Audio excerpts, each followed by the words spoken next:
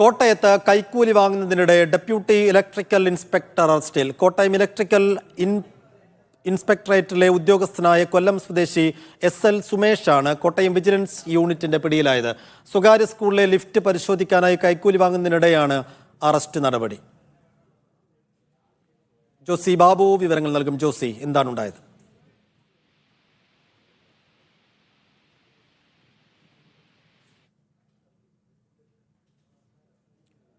ജോസി, കേൾക്കാമോ? കോട്ടയത്ത് കൈക്കൂലി വാങ്ങുന്നതിനിടെ ഡെപ്യൂട്ടി ഇലക്ട്രിക്കൽ ഇൻസ്പെക്ടർ അറസ്റ്റിലായിരിക്കുന്നു. കോട്ടയം ഇലക്ട്രിക്കൽ ഇൻസ്പെക്ടറേറ്റിലെ ഉദ്യോഗസ്ഥനായ കൊല്ലം സ്വദേശി SL സുമേഷാണ് വിജിലൻസ് യൂണിറ്റിന്റെ പിടിയിലായത്. ജോസി ബാബു ചേരുന്നു. ജോസി, വിശദാംശങ്ങൾ.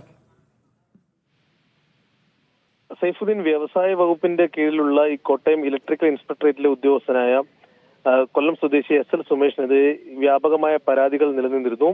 ഇതിനിടയിലാണ് ഡെപ്യൂട്ടി ഇലക്ട്രിക്കൽ ഇൻസ്പെക്ടറായ അദ്ദേഹം ഒരു സ്വകാര്യ സ്കൂളിന്റെ ലിഫ്റ്റ് പരിശോധനയ്ക്കായി എത്തുകയും ആ സ്കൂളിലെ മാനേജറോട് 10,000 രൂപ കൈക്കൂലിയായി ആവശ്യപ്പെടുകയും ചെയ്തത്.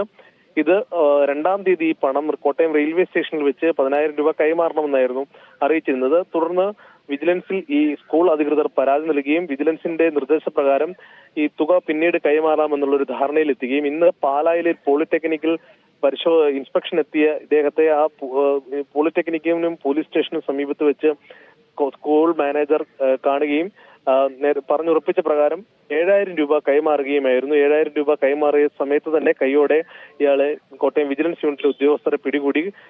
പിന്നീട് ഫിനോസ്റ്ററിൽ പുരട്ടിയ നോട്ടുകളായിരുന്നു നൽകിയത്. അത് ലൈനിൽ മുക്കി ഇയാളുടെ കൈകൾ പരിശോധിക്കുകയും ചെയ്തു. അതിന്റെയൊക്കെയും ദൃശ്യങ്ങൾ പുറത്തു വന്നിട്ടുണ്ട്.